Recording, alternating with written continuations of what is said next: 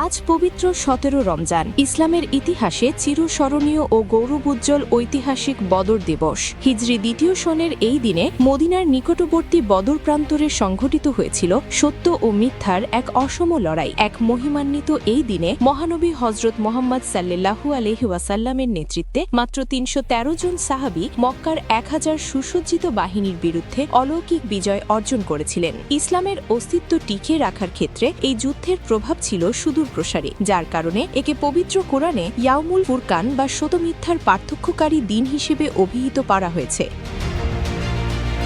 ঐতিহাসিক তথ্য অনুযায়ী মক্কার কুরাইশরা যখন মদিনার নবগঠিতা ইসলামী রাষ্ট্রকে সমূলে বিনাশ করার পরিকল্পনা করছিল, তখন আল্লাহ তাআলার নির্দেশে মুসলমানরা আত্মরক্ষার্থে এই যুদ্ধে অবতীর্ণ হন। যুদ্ধের ময়দানে মুসলমানদের সরঞ্জাম ছিল অতি সামান্য, মাত্র ২টি ঘোড়া এবং ৭০টি উট। বিপরীতে মক্কার বাহিনীর কাছে ছিল ১০০ ঘোড়া, পর্যাপ্ত অস্ত্রশস্ত্র এবং উন্নত রণসম্ভার।